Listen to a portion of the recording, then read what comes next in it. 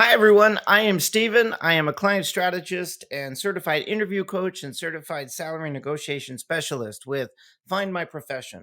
And today I'm here to talk about the 5 reasons why you must network in your next job search. Let's talk about reason 1. Every time that you apply to a job, you go into a stack of applicants, which means that for every application out there where you think I'm going to be seen if I apply, there might be 500 to 1,000 other people who think the exact same way. And you know what? There's a big chance that a large majority of those people aren't qualified anyway. So, how are you going to be seen if you're under a pile of applicants? So, really, reason number 1 is, of course, you need to be seen by the person who posted the job. A strong reason why you should always network in your job search. All right, reason number 2. Think about this now. Your career is going to last 25 to 30 years, okay? And you're not going to build relationships through job applications. The second reason why you need to network during your job search is simply to build relationships.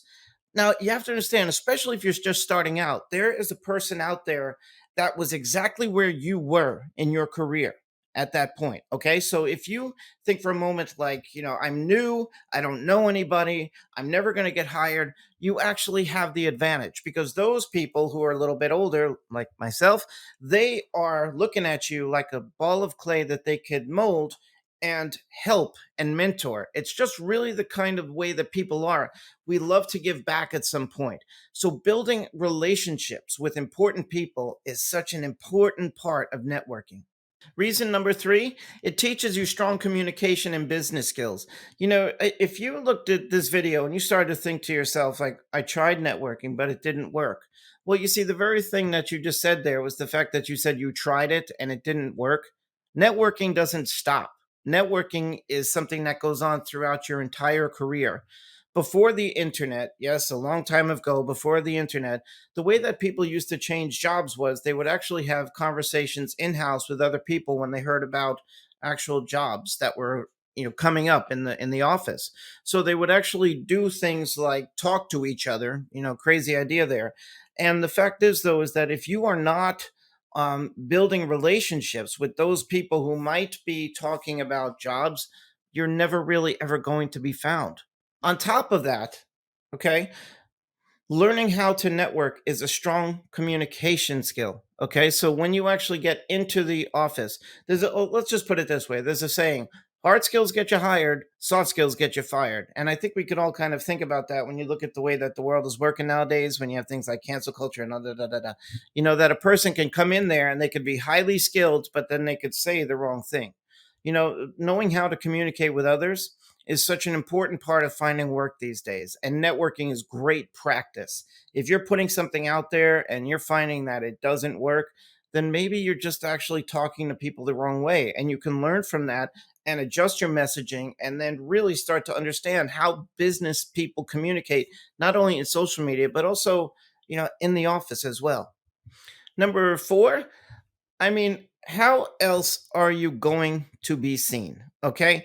The fact is that whenever somebody is, looking for a job and we are maybe changing careers, maybe we are looking to do something new, we only know what to do with our hands and our mind. Okay. Now, this is going to sound a little, we're getting a little cerebral here, but the reality is, though, is that, people get hired for what they know how to do, how they communicate, and also if they are a culture fit.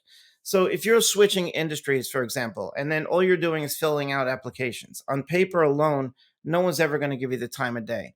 The only way that you can actually maybe switch industries or maybe, change job functions is if you actually get into conversations and start to communicate with them about how come your skills are transferable.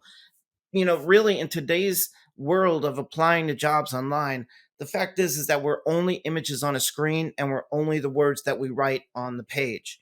So if I want to be a pizza chef for some reason and then a Chinese food restaurant opens and I say, "Hey, I know how to be a chef. I'm going to apply to a job to work there." They're going to look at my resume and say, "This guy makes pizza. He doesn't know what he's doing."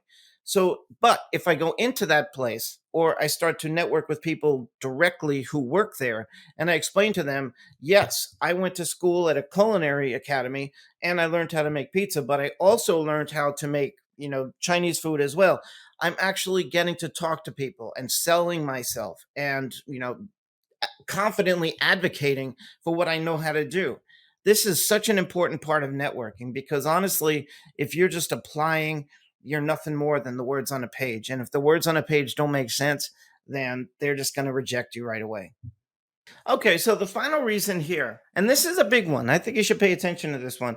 Have you ever heard about the fact that they'll say something out there that, there's this hidden job market?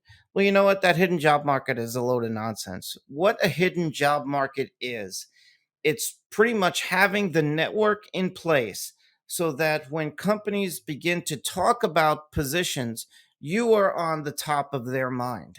And the way that you get on top of their mind is you start to reach out to people and make connections with those who might work in hiring. That could be people who work in recruiting, people who work in executive recruiting, but also people that you would eventually directly report to. So, for example, let's say that you wanted to work for a company like Amazon and you were a software developer. You might want to connect with principal software engineers. Somebody that's in a leadership role. If you are an operations manager, maybe connect with people who are in director of operations positions.